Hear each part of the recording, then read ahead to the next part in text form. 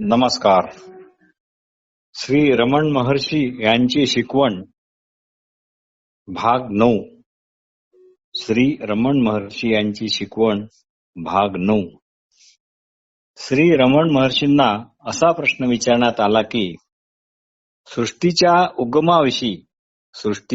उगमाविषयी आपला दृष्टिकोन काय आहे, आपला दृष्टिकोन कसा आहे, या बाबतीत शास्त्रात सांगितलेल्या तत्वावर आपला विश्वास आहे काय. यावर महर्षी म्हणाले, हे बघा, थिओरॉटिकल गोष्टीवर माझा अजिबात भर नाही. बाप दाखव नाही तर श्राद्ध कर, हा माझा खाके आहे. बाप दाखव नाही तर श्राद्ध कर, हा माझा खाके आहे. तरी पण मला अजातवाद हा जवळचा वाटतो. या वादानुसार सृष्टी कधीच निर्माण झाली नाही किंवा सृष्टीच नाही. या वादानुसार सृष्टी कधीच निर्माण झाली नाही किंवा सृष्टीच नाही. जे काही आहे ते एक ब्रह्मच आहे असे ठरते.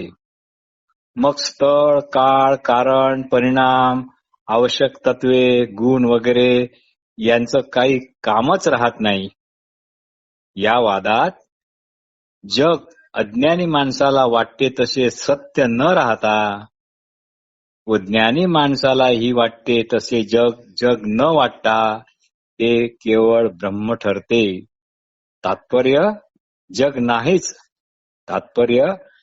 नाहीच आहे, ते केवळ ब्रह्मच आहे, असा हा अजातवाद आहे. यामध्ये ईश्वर, त्याने सृष्टी निर्माण केली, तो पालन करतो, तो संहार करतो इत्यादी गोष्टींना पूर्ण फाटा आहे. यामध्ये ईश्वर, त्याने सृष्टी निर्माण केली, तो पालन करतो, संहार करतो इत्यादी गोष्टींना पूर्ण फाटा आहे. म्हणून काही होत नाही, काही झाले नाही, काही जात नाही, बस सर्व ब्रह्म आहे, अशी या वादाची भूमिका आहे. जे काही आहे ते सनातन ब्रह्मच आहे. जग म्हणून हा वाद असत्य ठरवतो आणि त्याची उत्क्रांती वगैरे, कर्मबद्धता वगैरे तो मान्यच करत नाही. जेव्हा जग हे मनाने कल्पिल्या जाते तेव्हा ते आभासच ठरते व जेव्हा ते आपल्या असण्यामुळेच आहे असे ठरते तेव्हा ते ब्रह्म ठरते. अतिशय महत्वाचं आहे. जेव्हा जग हे मनाने कल्पिल्या जाते तेव्हा ते आभास ठरते व जेव्हा ते आपल्या असणेपणामुळेच आहे असे ठरते तेव्हा ते ब्रह्म ठरते. यावर प्रश्न असा आला की दृष्टी सृष्टीवादाविषयी काही सांगता का? महर्षी म्हणाले, अजातवाद जरा पचनी पडायला जड अन्नासारखा आहे बर का. अजातवाद जरा पचनी पडायला जड अन्नासारखा आहे. हा पण तसा समजण्यास कठीण आहे, पण एक पायरी जरा खाली आहे. यात असे सांगण्यात आले आहे की जगाचे भान हे केवळ जगाचे अस्तित्व हे केवळ मीच्या विचारामुळे आहे. मीने जर काही विचारच केला नाही तर जगच नाही. यालाच युगपत सृष्टी असे म्हणतात. याविषयी अजून एक वाद आहे, त्याला म्हणतात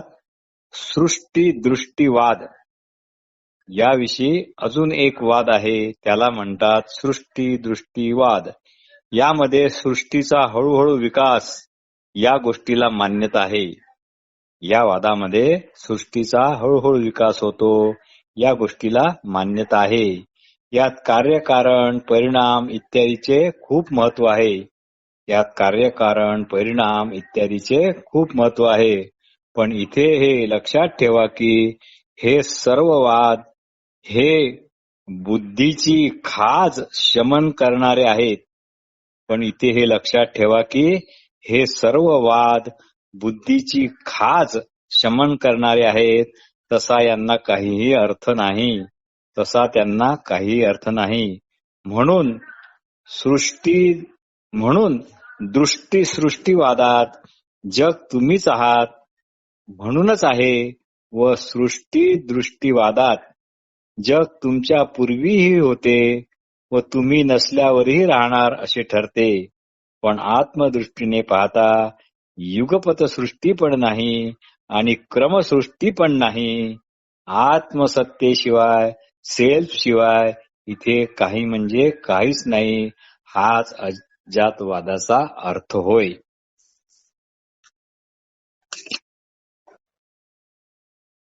प्रश्न म्हणजे आपली सर्व शिकवण काय अजातवादावरच आधारित आहे की काय? महर्षी म्हणाले तसे काही एकदम म्हणता येत नाही. खरे म्हणजे एकच सत्य अधिकार भेदामुळे वेगवेगळे सांगावे लागते, वेगवेगळ्या प्रकारे सांगावे लागते. अजातवादानुसार एकाच ब्रह्मसत्तेशिवाय दुसरे असे काही नाही. अजातवादानुसार एकाच ब्रह्मसत्तेशिवाय दुसरे असे काहीच नाही. जन्म नाही, मृत्यू नाही, भ्रम नाही, आभास नाही, बंध नाही, मोक्ष नाही. फक्त आणि फक्त जे आहे तेच आहे, बस. पण हे पचनी पडायला अतिशय जड आहे. म्हणून प्रश्न असा येतो की हे जे सभोवार पसरलेले जे एवढे अफाट विश्व दिसते त्याची व्यवस्था कशी काय लावणार? म्हणून प्रश्न असा येतो की हे जे सभोवार पसरलेले जे एवढे अफाट विश्व दिसते त्याची व्यवस्था कशी काय लावणार? म्हणून जसे ज्याला पचते तसे त्याला ते सांगावे लागते. जसे त्याला ते पचते तसेच सांगावे लागते. इथे उदाहरण द्यायचे झाले तर रामकृष्ण वचनामृतामध्ये असे म्हटले आहे की बटाट्याची भाजी ही वेगवेगळ्या स्वरूपात आई आपल्या मुलांना वाढते. कधी रस्सा करते, कधी घट्ट करते, कधी अजून काही करते आणि ज्याला जशी ती पचेल त्याप्रमाणे ती त्या प्रकारची भाजी करते. असो,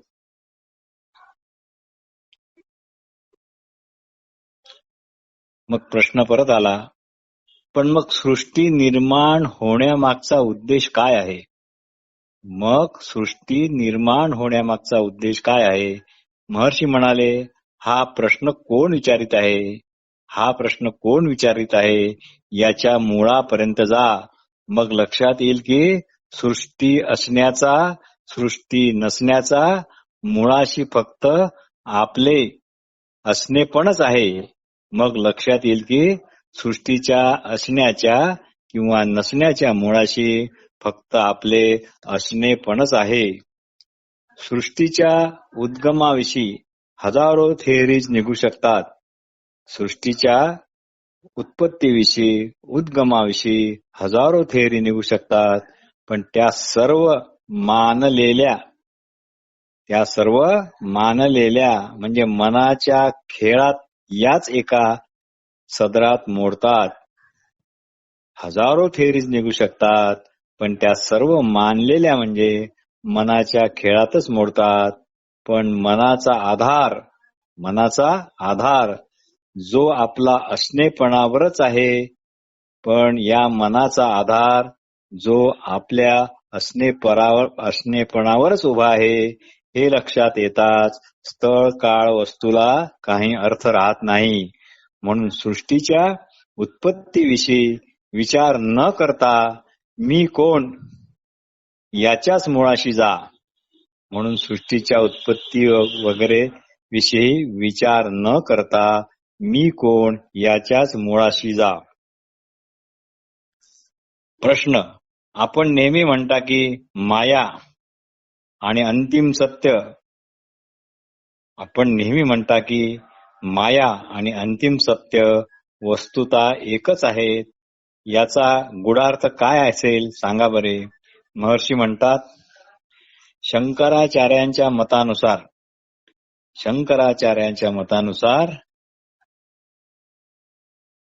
ब्रह्मसत्य, पहिली गोष्ट ब्रह्मसत्यम, दुसरं जगतम मिथ्या. पण शंकराचार्य इथेच थांबले नाहीत.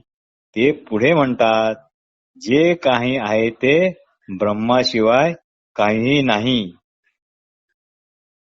ते इथेच थांबत नाहीत. ते पुढे म्हणतात की जे काही आहे ते ब्रह्माशिवाय काहीच नाही.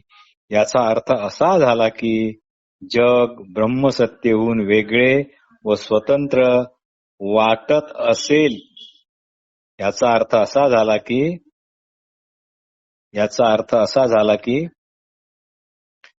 जग ब्रह्मसत्तेहून वेगळे व स्वतंत्र असे वाटत नसेल तर ते ब्रह्मच आहे, व जर ते ब्रह्मसत्तेहून स्वतंत्र आणि वेगळे वाटत असेल तर ते मिथ्या ठरेल. म्हणून फरक फक्त ज्ञानी अज्ञानी यांच्या दृष्टिकोनाचा आहे. म्हणूनच माया व सत्य हे एकच आहेत. ते या अर्थाने. फक्त फरक तुम्ही काय व कसे समजता यावरच सर्व अवलंबून आहे. जेव्हा वृत्ती आत्माकार होते तेव्हा सर्वत्र आत्मवत असाच अनुभव येतो व सर्व लक्ष सोन्याच्या दागिन्याच्या रंगरूप आकाराकडे ते लक्ष न राहता केवळ सोन्याकडेच लक्ष राहते. मग सोने पाहिले काय किंवा दागिने पाहिले काय हे एकच ठरते. हे अतिशय महत्वाचं आहे. मग सोने पाहिले काय आणि दागिने पाहिले काय ते एकच ठरते. म्हणून या अर्थाने माया व ब्रह्म हे एकच आहेत. म्हणून या अर्थाने माया आणि ब्रह्म एकच आहेत.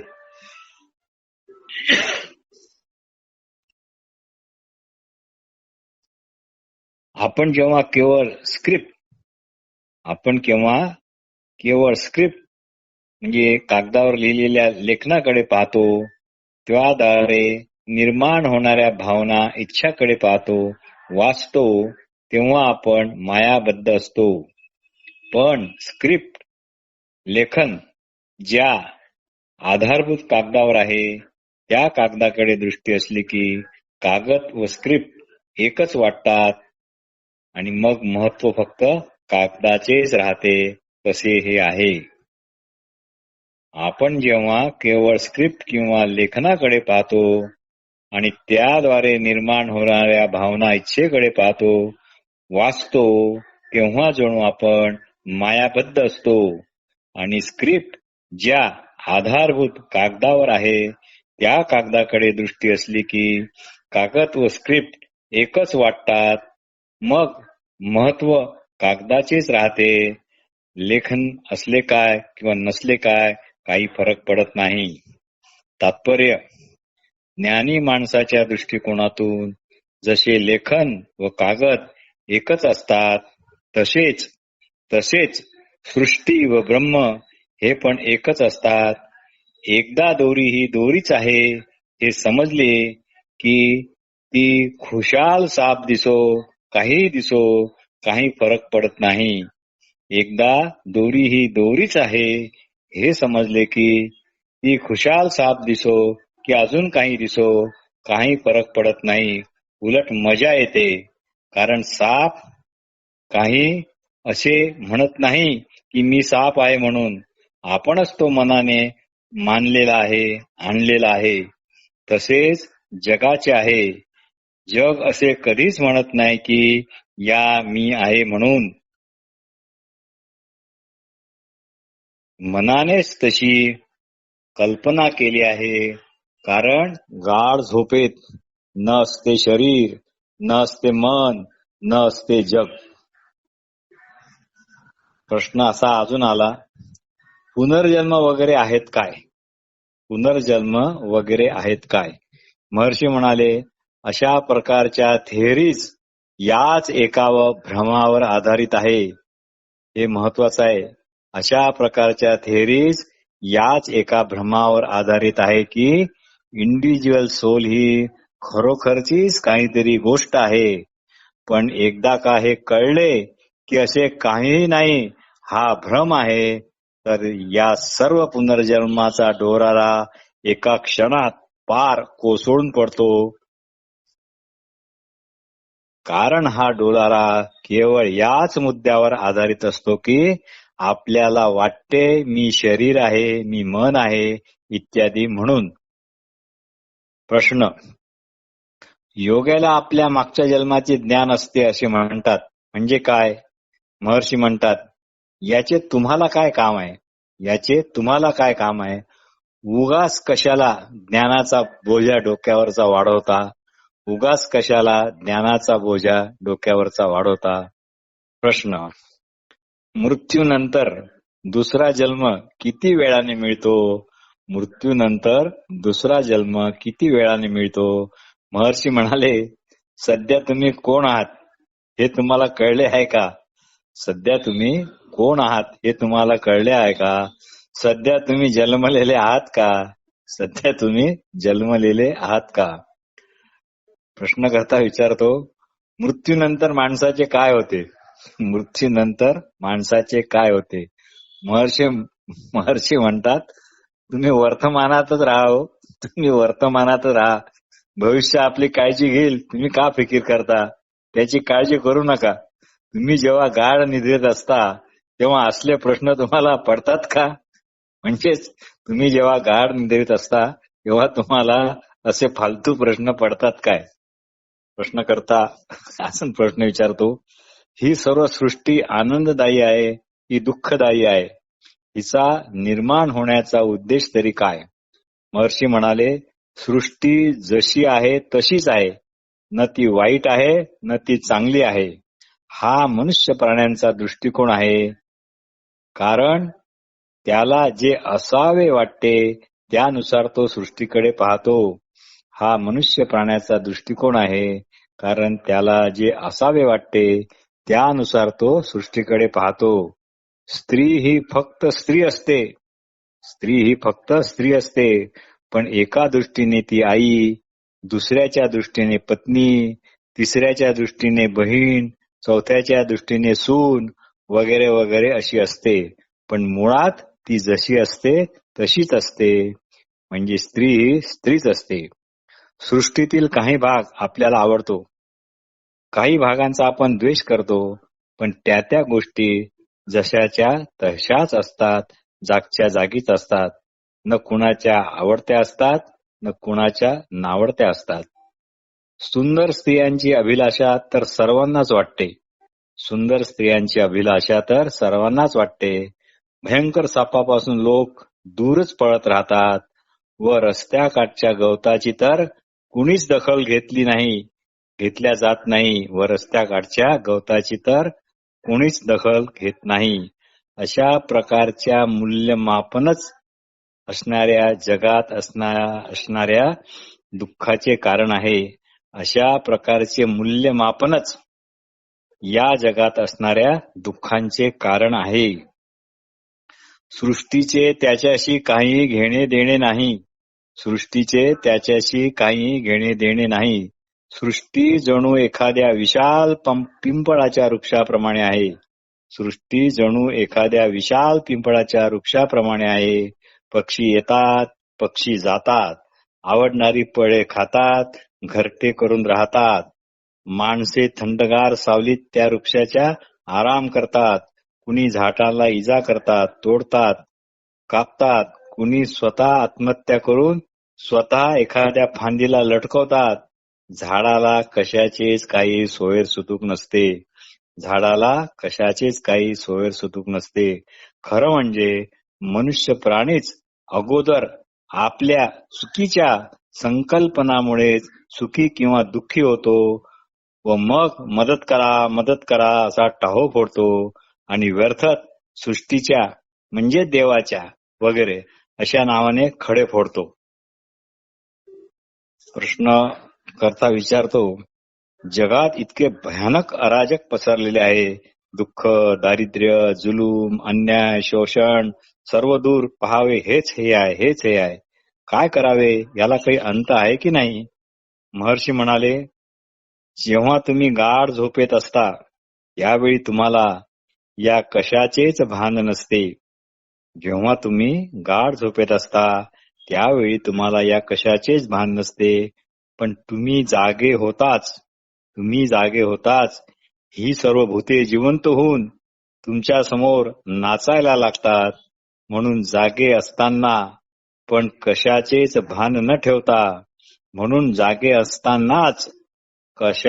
भान न ठेवता फक्त आपल्या मूळच्या असण्यापणाकडेच लक्ष ठेवा. जे असणे पण जागृती, स्वप्न, सुषुप्ती, तुर्या या सर्व अवस्थेत एकसारखेच प्रभावित आहे. प्रश्न, हा तर भयंकर स्वार्थीपणा झाला. महर्षी म्हणतात, तसे काहीच नाही. मुळात सर्व जग जे काही आहे ते तुमच्या आतच आहे. महर्षी म्हणतात, तसे काहीच नाही. मुळात सर्व जग जे काही आहे ते तुमच्या आतच आहे. पण तुम्ही स्वतःला शरीर, मन इत्यादी समजता व ते सर्व जग तुम्हाला त्यामुळे बाहेर वाटते. यात स्वार्थी निस्वार्थीपणाचा काही प्रश्नच येत नाही. कारण हे सर्व तुमच्या आतच आहे. पण हे सर्व तुम्ही तुमच्या बाहेर समजता, त्यामुळे दुःखी कष्टी होता आणि यावर उपाय करण्याचा प्रयत्न सुद्धा तुमचे सदैव चालू असतात. म्हणून जे काही जसे आहे तसेच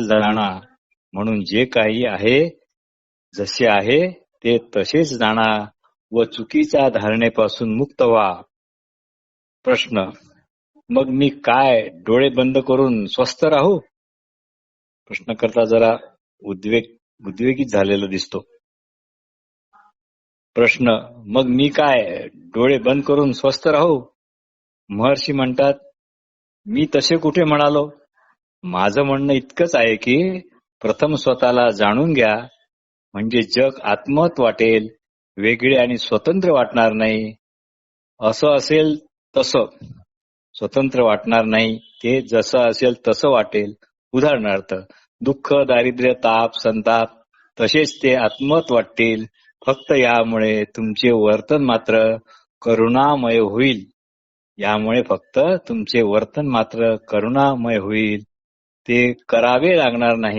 ते करुणामय करावे लागणार नाही. प्रश्न, असं जर आहे, जे व्हायचं आहे ते होत राहील असं मानलं तर मग प्रार्थना, प्रयत्न न करता मी ठोंब्यासारखे निष्क्रिय राहावे की काय?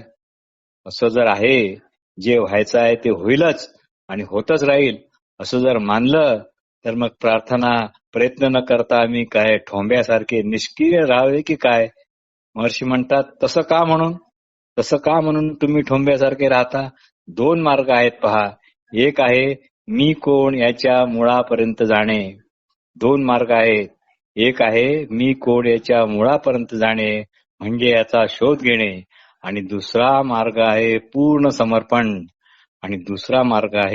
समर्पण.